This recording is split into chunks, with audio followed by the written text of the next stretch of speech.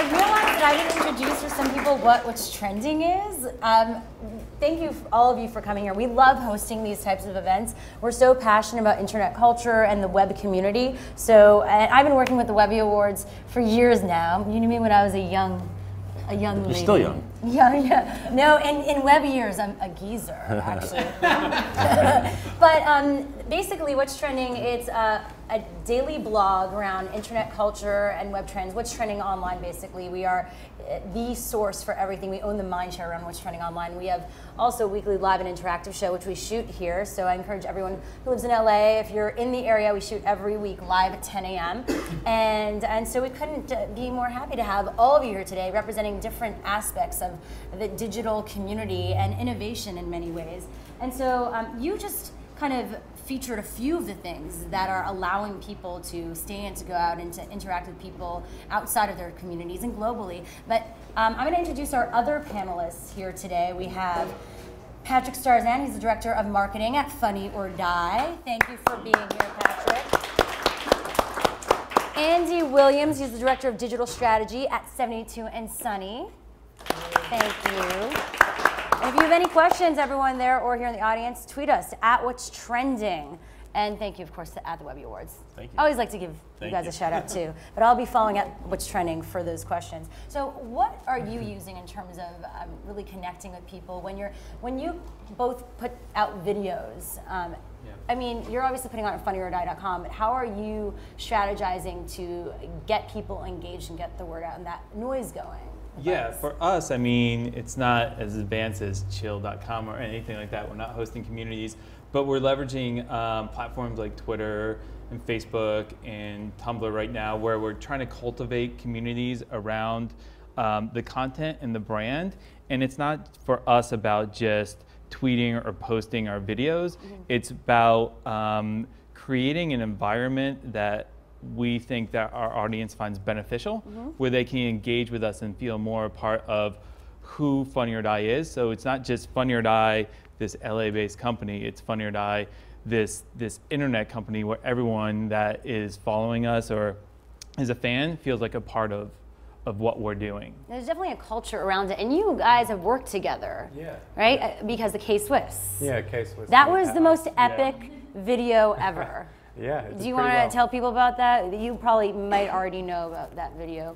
Yeah, so I suppose we actually leveraged a character who was out there and took him and aligned him with a brand in a comedic way. But the thing which made that work for us, I think, was making sure that we made the brand relevant for that culture. Like we used Kenny Powers to leverage the brand pretty much, and Leveraged it.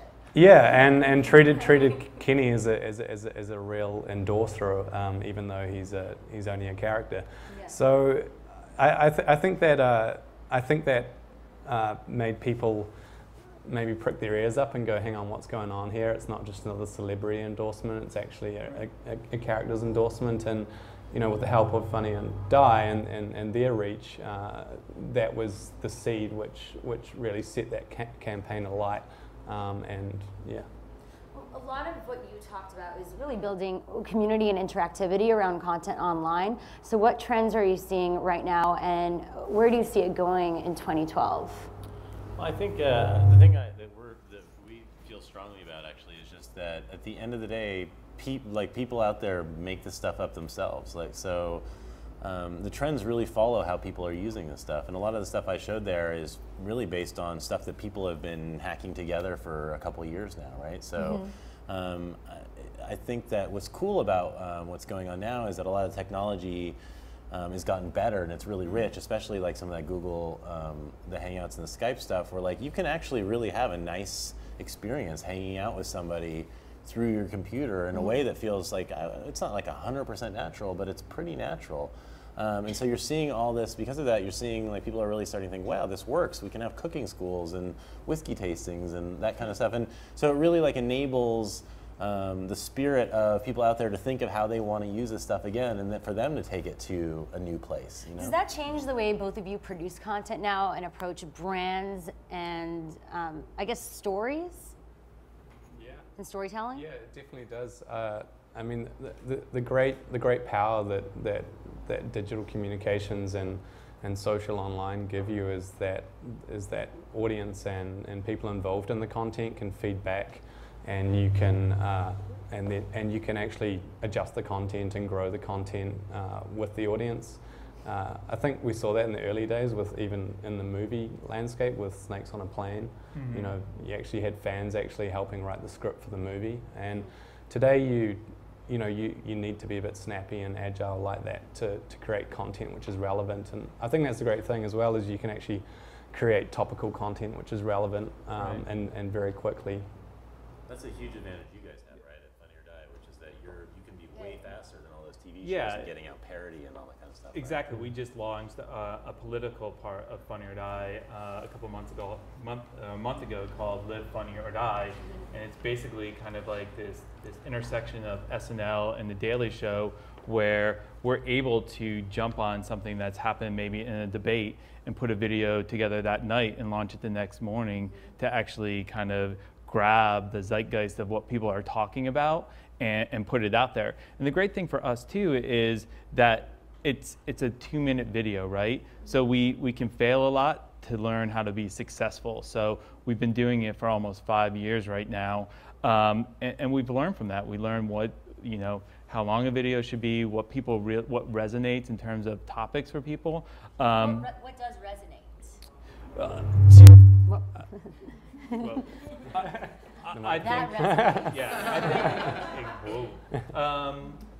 I think it's things that are on people's mind right now, right? So if it's in the news or being talked about, I think it's something that if we can parody quickly, it has a great chance of doing well. So what is the process? Yes, and in terms of you're doing it so quickly. I don't know, 72 and Sunny, I know that you work with companies long term to create real strategy, you could say. So how do you balance between creating that strategy and then jumping on something right away? We have no strategy whatsoever.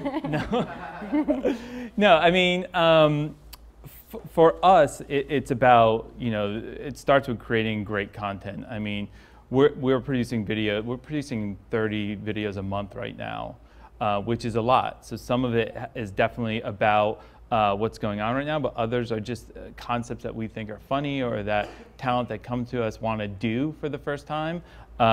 So it all starts with creating what we think is just great content. And how does 72 and Sunny approach that? We try to make sure that we look at our audience and we look at the way that they would expect their friends to talk to them and play with them and have fun with them, and make sure we're talking on that level. Like, brands often can become a bit sterile and talk in a very corporate way. So we make sure that we have a good lens on the culture that we're trying to talk to, and make sure that we're talking to them in that manner that they find palatable and not like they've been spoken down to or been sold to. And that's why I think the Kenny Powers video was so impactful, because you weren't talking down to people. You weren't like, oh my God, someone can't swear or say something. How do you get brands to go for that? Because a lot of them, I mean, there's a lot of fear there. Yeah.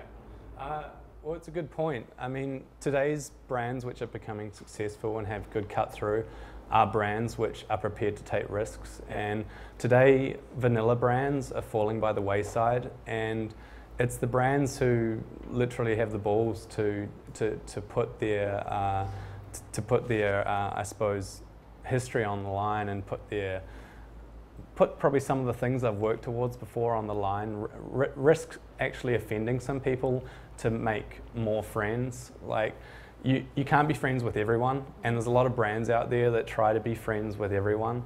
And I think it's the modern brands that aren't afraid to offend. And by offending, you actually create lovers and haters. And by not sitting on the fence, you have people who actually love your brand, and you have people that hate it. And sometimes the people that hate it will actually do sometimes more for you. Yeah. You're like, God, you hate it, but you're like spreading the word so much. I could just see a new campaign like, we are offensive, who are you? That'd be a great campaign. Yeah, well, Yeah. You're like, no, actually, Shira, that's not Yeah. We just did a campaign like out of our Amsterdam office for Benetton, like called Unhate. That was huge. That went viral like last week, didn't it? Yeah, we actually got told off by the Pope, which is, you know, quite so a... tell people about that for people that didn't see the campaign. Right. Or maybe you did. That was the one where he's kissing. Yeah. Yeah. Oh, well, yeah. Go ahead, yeah, go. No. He did it. You should tell. Yes. But then I want your insights. Yeah. So yes. Yeah. So just quickly to recap, I won't go on about it too much, but essentially, Benetton, we wanted to make them relevant again. That had some great historical advertising and branding in the past, and everyone knew them back in the 80s for, you know, like crazy shoulder pads and bright colors and ethnic marketing, and and then they were doing really well, but you know, they'd fallen off the radar. So they wanted a cut-through campaign that would go viral around the world, and they literally were. You know, the brief pretty much said, we're not afraid of anything, like scare us, and that was a brand that didn't want to go vanilla, and we showed them like you know, Mark 10, and they went for it, and yeah, it's a risky campaign. So did you make Obama kiss in one of them? Oh, Obama was a bit of a slut, I think. I think we got him kissing a couple of people. Yeah. I think wasn't one of them the Palestinian Prime Minister? Nice. I thought it was the Pope. He was kissing the Pope, no? Or was it? No. So how did you do that? So that was all photo. Yeah. So that was all like Photoshop manipulation? Yeah, there was Photoshop manipulation, but there was also a beautiful film done for it, which I thought was one of the more stunning pieces of the campaign as well. I just was wondering, like, like you shouldn't have, but like, how were you able to do that? Is it because they're public figures that you're allowed to use their images and stuff? Yeah. Or like, when I saw it, I was like, how can they do this? I don't mean in a, like, I didn't think you should. I just wanted, clearly Obama. I was like, how can I do that? We just queued up in Congress and just put it in front, and they never look at what they're signing anyway, so yeah. I don't actually know the deep down. I'm sure there's legal details. Yeah. We've got thousands of lawyers there. They're sitting back there. You got it. That's the thing is, you mentioned viral. Someone approaching you and saying, "I want a viral campaign." I want each of your thoughts on that, because so many people are sick of that word viral, and can you say there's no real recipe for viral? And have we come finally to the time where we're going to stop using that word?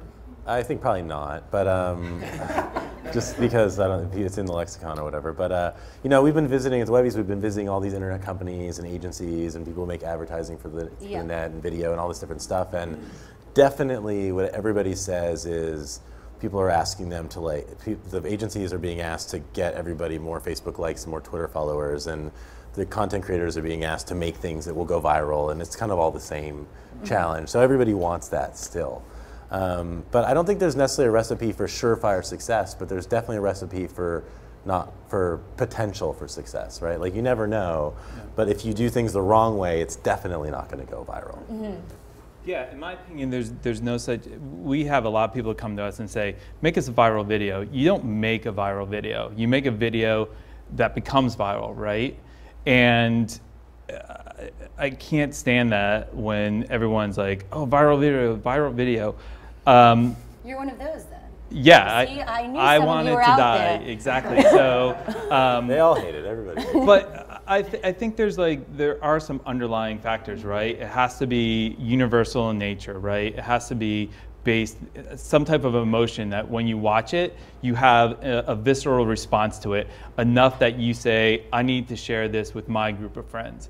And if you can find that, you can't tap into that all the time, but when you find those combinations of universe and an emotional connection to it, that's how you make a truly big viral video. And I think... And put Mike Tyson in it. And put Mike Tyson in it, right. In tights. Yeah. And you guys, you've had so many different campaigns that have obviously gotten a lot of attention. So how do you approach that? Well, I think I suppose one of the number one things for us as well is making sure before you put that video live, you pinch yourself and go, would I share this, or would our audience share this? Is it worthy of sharing? I suppose that's the hallelujah moment when you get to the end of a video. It's the measure of success. Is someone going to show it to someone else? Are they going to email it to someone else? Are they going to share it on Facebook? Because it, like you're saying, like the metrics and mechanics behind making a viral video or a spreadable video are just they're pretty hard to determine, and it's not a science, it's an art form, and people try to put science behind it, and you can go online and read 1,001 different blogs about how to make a viral video, but you know, you can't just put a cat in a video and have it do something amazing, which often happens. I don't know why. I think you can put a cat. Yeah. Why do we have any cats here tonight? That's probably why you've seen the catvertising agency video, where an advertising agency based around cats. What I guess what online video content or brands do you feel like are using, I guess, the communities really well online and innovations online? Like, what are you seeing work and what are you seeing not work? And like, who do you look at and you're like, they did it right this past year? Andy? I'm talking again. I think what I'm seeing work at the moment is looking at the whole, I don't like to say the word, but the whole ecosystem of what. At least you didn't use zeitgeist. Okay. Yeah. Yeah. I like that word. Yeah. But, Hashtag zeitgeist. Yes. Yeah. So continue about the ecosystem. Well, I think looking at the situation which people are using technology in today is really important, and I think you mentioned earlier on, or David and Michelle, you mentioned earlier on people sitting in front of television and browsing the web at the same time and consuming content in that manner, and I think that's a big opportunity today. And second screen experience. Well, sometimes triple screen experience. Someone's got their their iPad, and they've got their mobile phone, and they've got their TV, and they've just, someone else is probably on their laptop. But there's a huge increase in the amount of people who are browsing the web today while watching TV, and I think there's good opportunities there to take people full 360 with experiences, whether it's branded or just for entertainment purposes. Have you guys looked at anything like that with Funny or Die? For engaging people, I suppose, with your... Well, you had shows with HBO, you have a show coming up on Fuse, and so how are you looking to use, I guess, the online property with the TV experience? Yeah, I mean, obviously for our videos, it's really hard to get people around watching a video at the same time, but what we have been doing from the website point of view is we developed what's called an embeddable clickable hashtag. So when you're watching TV and they have those hashtags on the show and everyone's kind of going to Twitter and watching it. So now in our videos, you can click on a hashtag for the video, click on it, and then actually start... Are you clicking on it? On the actual in video? In the video, yeah. It's embedded. So it's like an annotation on YouTube? You could see on, but within your Yeah, player? exactly, but within our player. Yeah, so you can click on it because we want it, because everyone was tweeting our videos out and just it was all over the place, but we wanted to kind of bring the conversation back around the video itself. So we started using that, and we've seen great engagement that way. So everyone's kind of has the same conversation and seeing what everyone else is saying about the video. From the TV point of view, I think we're in a great position to leverage an online community that we've already built with our television properties. So we're trying to get people, as they're watching one of our shows, to be, well, one, we're promoting it through Funny or Die with like promotional videos or Twitter takeovers on our Twitter account, because we have like 2.8 million Twitter followers right now, so we have a good voice that we can talk to the crowd, our audience, about the shows, to get them to watch the shows and then participate online with us on Twitter and Facebook and all that. Yeah. How do you manage your voice of Funny or Die through Twitter? Do you put much work into that, or is it come naturally through whoever's managing Twitter? It comes naturally. I don't think we've ever sat down and said, this is our voice. So do you hire a comedian to be doing your Twitter as well? Or someone that's a comedy writer? Is that the prerequisite?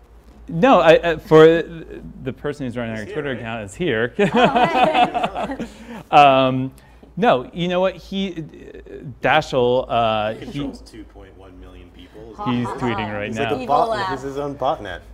No, you know, he has the sense. I think the great thing about Funny or Die is we hire people with the same sensibilities in comedy. So he fits in well with what we think is funny. And he's sitting with the writers and the producers and all that stuff, so he gets a feel of what the culture is all about, and tweets accordingly that way. So DMD, how are you seeing internet companies innovate in that regard in terms of multi-platform entertainment? Yeah, well, I had a couple examples which are sort of internet companies and sort of not. One is the Travel Channel is actually doing some really cool stuff, which is sort of a more traditional TV station or TV property, but they do a lot of stuff online.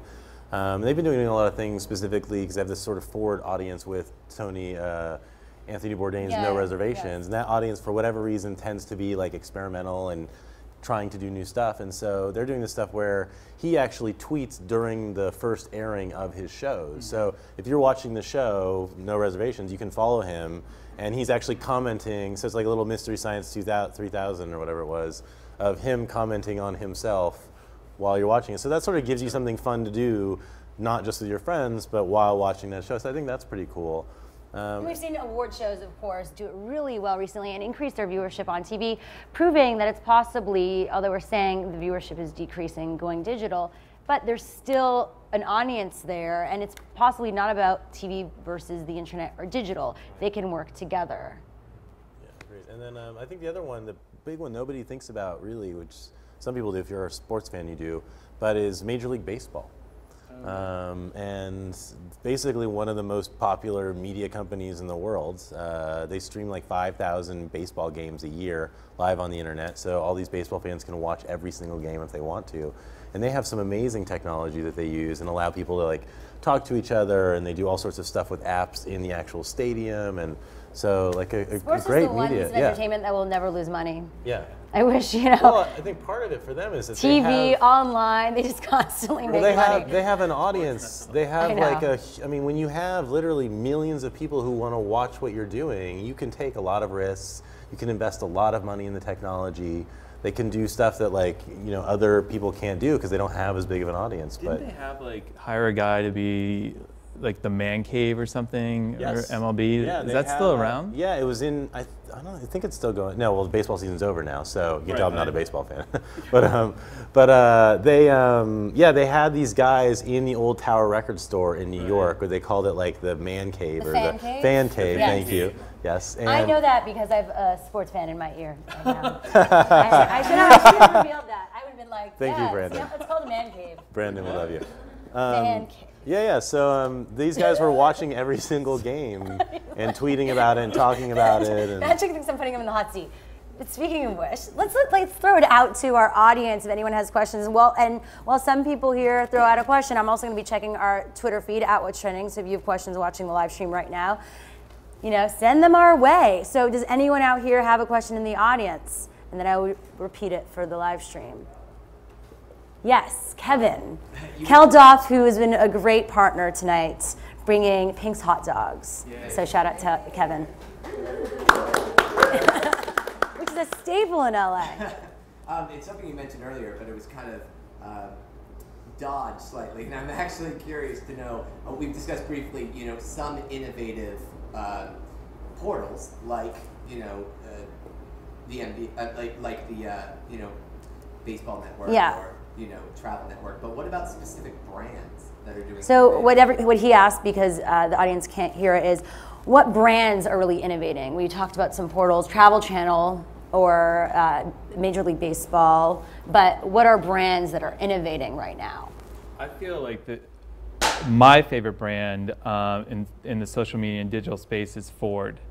I think they do an amazing job of using social media for what it's really supposed to be, and that's creating the community around the brand, and again, going back to making people feel that it's not them and the brand, but they're a part of the brand. So Ford uses Facebook and Twitter to reveal like big car launches, to get feedback on what people feel like are the great qualities of Ford, and then they actually take that and integrate it into their product. So I feel like they're the one brand out there that's listening and engaging with that community. So. And Scott Monty, shout out to him, who runs their social media. Yeah, he's amazing. Ford. And they did a Scrabble with Jenny McCarthy. Like Oh, a live on, yeah, it was pretty cool. So yeah, they experiment a lot. They've been doing really well with influencers as well. Scrabble freaks. Scrabble. What is it called? The online Scrabble Words with game? Friends. Words with Friends. Words with Friends. Yes. Freaks is what There they you are. go. And so who are you? I mean, I know you work with a lot of brands, so Yeah. maybe, you know. One for me. Don't be biased. I suppose if anyone hasn't picked my weird accent, I'm from New Zealand, and one for me that is really doing it, I think, in a cultural and digital space is Air New Zealand, and you may have seen some of their work over here, but they've gone deep. Like, I mean, they're great innovators. They even took like one of the most horrible assets that every airline has, which is their in-flight air safety video, and made it like a viral, a massive viral success. They got, they had a few. They did, the first one they did was a totally nude in-flight safety video. So yeah, and this played on all their planes. Like it not only did it. The recipes for viral success. Yeah, not only did it. Yeah. Exactly. No- Virgin's got like a very safe version. Yeah. But So, I mean, only in New Zealand where you can't really get sued for much. So, but it played on their planes, right? So it wasn't just like a spoof that they put online. So they got all their actual real flight attendants and captains to be body painted in their airline suit, or their airline, what are they, costumes? Uniforms? They're Costumes. great costumes.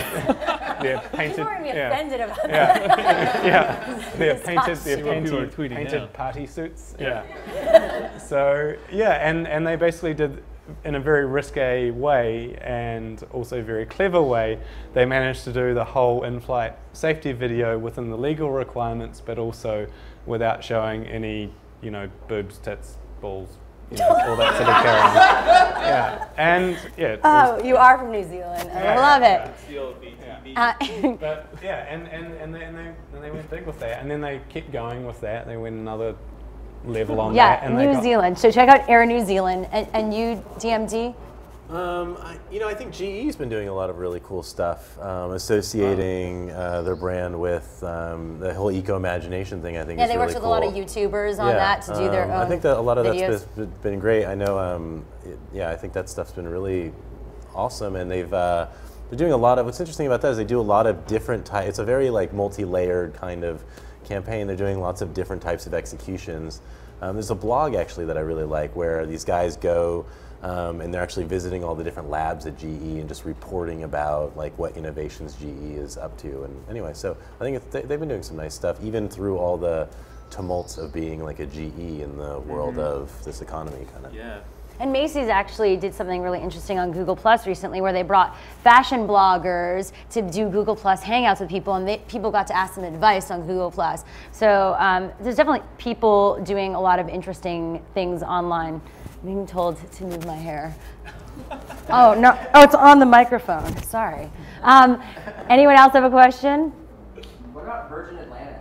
Virgin Atlantic. Someone asks. Interesting work. What do you guys think? They might not know what they're doing. You never know. There's so many brands out there, but do you know about what Virgin Atlantic is doing? I mean, They're very quick to respond. I mean, Yeah. that's the thing I always notice with them. yeah, I think they use, again, social media in a great way. From a customer service point of view, I feel like they're getting out there, they're responding to what people are asking of them or the complaints that they have. And again, it makes people feel like they actually have this voice that a brand can respond back to. And they also use it for information about, you know, flight delays or specials or all that stuff. Well, customer service is so important when you're a brand online.